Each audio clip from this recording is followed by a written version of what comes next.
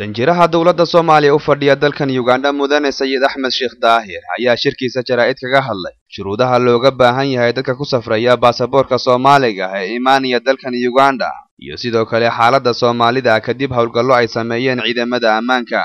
Shirka jaraa'id ee danjiraha Soomaaliya ee Uganda u fadhiya ayaa yimid kadib markii ciidamada ammaanka ee dalkan Uganda ay qabqabteen dad lagu tuhunsan yahay in ay maleegayeen falal ka dhan ah ammaanka meelo kala duwan oo ka tirsan dalkan Uganda, iyadoona garoonka diyaaradaha ee magaalada Entebbe ay soo gaareen Soomaali aan sidan fiisaha ama dalku-galka Uganda, taasi oo keentay inaan loo ogolaan inay gudaha u soo galaan dalkan Uganda. Ogaansho la'aan inay tahay iyo khalad dad kale ay sameeyeen ma naqaan waxay tahay in maalintii 17 bishan ay ahayd diyaaradaha shirkadaha Soomaaliya ka yimaada ama diyaaradaha dadka keena airportka muxuu ahaa Entebbe ilaa muxuu ahaa 35 qof oo biisa aan wadanin inay muxuu ahaa ka soo degeen garoonka. Arrintan marka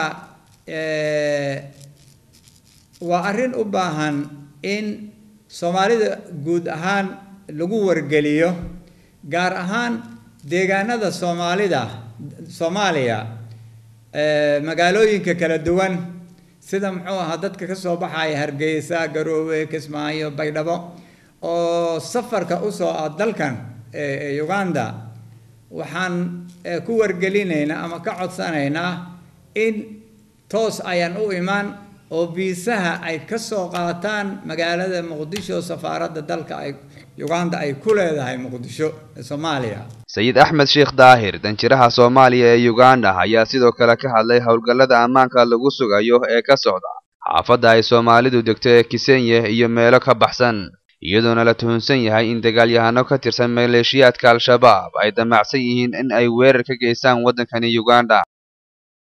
Maalintii Sabtidii la soo dhaafay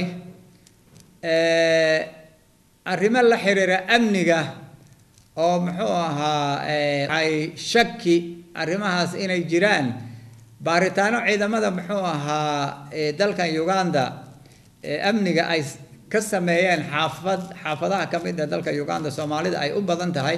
Waxaa lagu soo xiray 19 qof oo Soomaali dadkaas muxuu ahaa ilaa hadda waa weli baaristii ku socota. 3 qof oo kamid waa la soo daayay.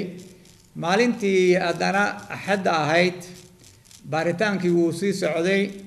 7 qof oo kale ayaa lagu soo qabtay, la soo qabtay shaki laga shakiyay, ayagana waa xiran yihiin.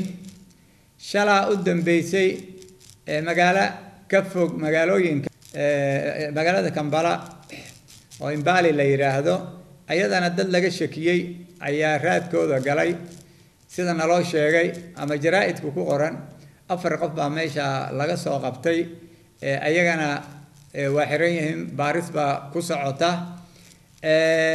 Safaaradda Soomaaliya ayadoo haddii dadka Soomaalida mas'uulka si arrimahan ay u ogaato dawladda Uganda hay'adaha qaabilsan arrimahan waa kala xiriirtay, warbixin fiican bay ka siiyeen.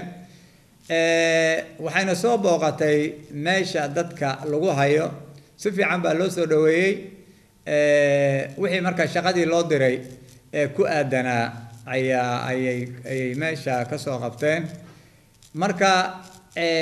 Marka sidan arrimaha noocan ay u dhacayaan siyaalo badan ayaa loo fasiraa, laakiin waxaan jeclaan lahaa in loo arko arrin la xiriirta amniga, ilaalin amni arrin la xiriirta. Danjire Sayid Axmed Sheekh Daahir ayaa dhinaca kale baaq u diray shirkadaha diyaaradaha ee dadka ka soo qaada gudaha dalka Soomaaliya, isagoona kula dardaarmay in ay dadka u turaan oo aanay soo qaadin qof aan sidan dalku-galka Uganda, iyadoona la og yahay dawladda Uganda in ay safaarad ka furatay magaalada Muqdisho.